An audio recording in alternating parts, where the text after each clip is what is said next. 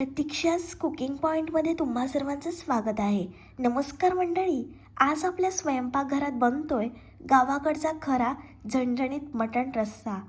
भूक लागली असेल तर हा व्हिडिओ शेवटपर्यंत नक्की बघा, कारण आजचा मटण रस्सा आहे एकदम खास.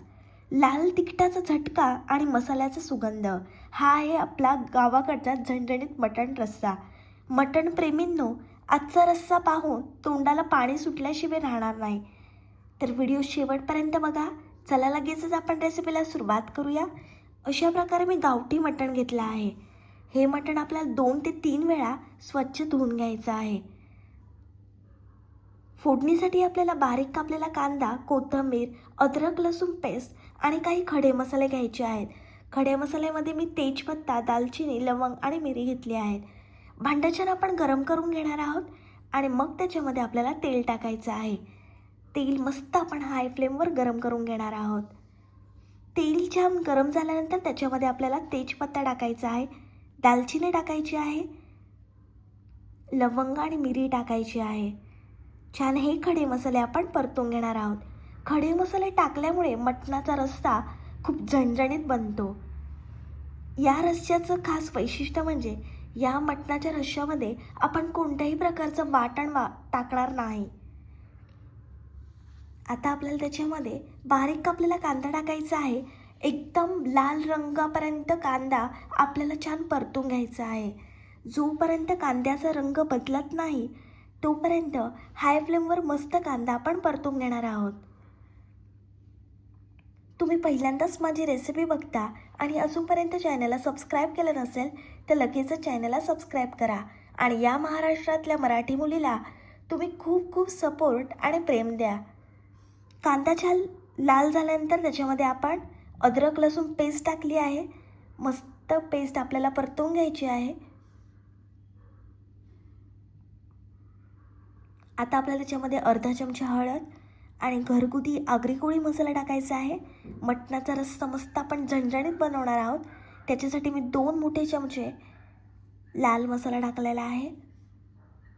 मस्त मसाले आपण परतून घेणार आहोत आणि मसाले परतताना फ्लेम आपल्याला लो किंवा मिडियम ठेवायची आहे. जर तुम्ही फ्लेम हाय ठेवली तर आपले मसाले जळून जातील. मस्त मसाले परतून झाल्यानंतर आपल्याला त्याच्यामध्ये स्वच्छ धुवून घेतलेलं मटण टाकायचं आहे. छान मटण आपण त्या मसाल्यांमध्ये एकजीव करून घेणार आहोत. मस्त आपल्याला परतून घ्यायचं आहे 3 ते 4 मिनिट.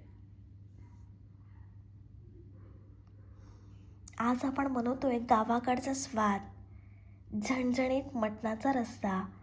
तुम्ही मटणाचे तेच प्रकार खाऊन कंटाळले असणार ना, तर हा मटणाचा रस्सा तुम्ही जरूर ट्राय करा. तुम्ही हा मटणाचा रस्सा एकदा बनवला ना की तुम्हाला पुन्हा पुन्हा बनवावासं वाटेल.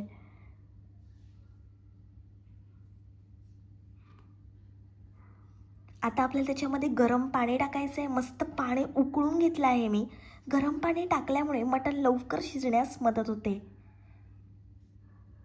आता मटण आपण व्यवस्थित मसाल्यांमध्ये मुरून देणार आहोत. फ्रेश मटण असल्यामुळे चव अजूनच खुलून येणार आहे. मटणाचा मस्त रंग येत चाललेला आहे. आपल्याला छान याचा रस्सा बनवून घ्यायचा आहे.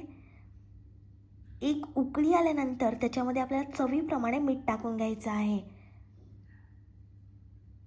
आणि रश्श्याला मस्त उकळी आली ना तर त्याची खरी चव तयार होते.